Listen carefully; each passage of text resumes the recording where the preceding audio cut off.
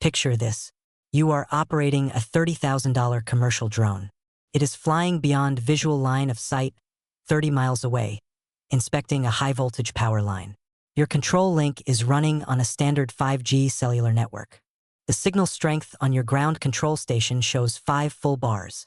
Everything looks perfect. But suddenly, a local football match ends. 10,000 people walk out of a stadium directly below your drone's flight path, and they all start streaming 4K videos and uploading photos to social media. What happens to your drone? Your 5 bars of signal mean absolutely nothing. Your telemetry latency spikes from 30 milliseconds to 2000 milliseconds. Your video feed freezes. The MAVLink heartbeat is lost. The flight controller panics, triggers an emergency failsafe, and your $30,000 asset initiates an unpredictable return to launch right into a transmission tower. This is the reality of public cellular networks. And if you are building BVLOS drones in 2026, relying on standard public 5G is a gamble you will eventually lose. Welcome to Black Box UAV. Today, we are stripping away the marketing hype of 5G to talk about the only technology that guarantees zero packet loss for commercial drones: 5G standalone network slicing. Let's dive into the architecture.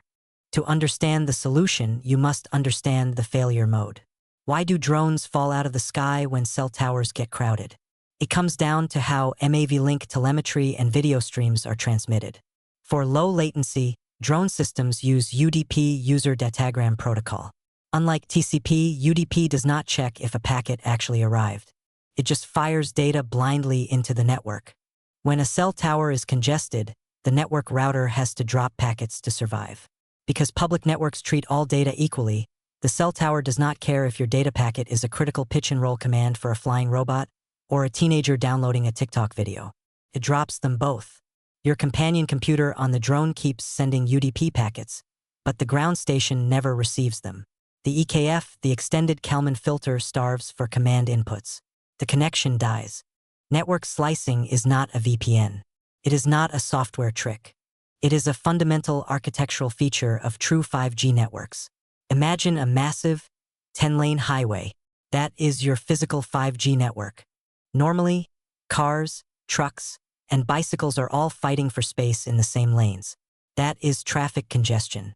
Network slicing allows the cellular operator to place concrete barriers around the far left lane, making it an exclusive VIP lane. No matter how bad the traffic jam is in the other 9 lanes, your lane is always completely empty, and you can drive at maximum speed.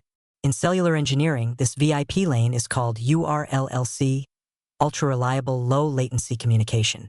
When your drone connects to a URLLC slice, the network guarantees a latency of under 5 milliseconds and a reliability of 99.999%. The cell tower will literally drop the phone calls of 100 regular users before it drops a single packet of your drone's telemetry. So, how do you actually build this? You cannot just buy a cheap USB cellular dongle from Amazon. You need enterprise-grade hardware.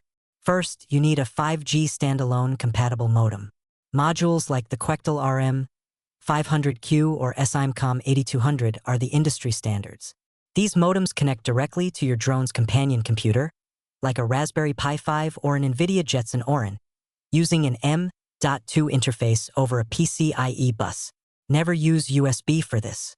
USB protocols have inherent overhead that adds latency. PCIe gives you direct memory access. Next, you need a specialized SIM card. You have to negotiate a B2B contract with your telecom provider to provision your SIM card with a specific NSSAI, Network Slice Selection Assistance information. This is a unique code. When your drone boots up and the modem attaches to the cell tower, it transmits this NSSAI code. The tower recognizes your drone as a critical industrial asset and immediately routes your connection into the isolated URLLC slice. But having the hardware is only half the battle. You must configure your companion computer to route traffic correctly. You cannot send your MAVLink telemetry and your 4K video feed down the same pipe without rules. You must implement QoS, quality of service, using DSCP tags, differentiated services code point. You write a routing script in Linux that tags every outgoing MAVLink telemetry packet with a high-priority DSCP value, like EF or expedited forwarding. Your video stream gets a lower priority tag. This means if your radio signal degrades because you flew behind a building, The modem's internal buffer will intelligently drop frames of video to ensure that your MAVLink heartbeat and control commands always get through. You might lose video for a second, but you will never lose control of the aircraft.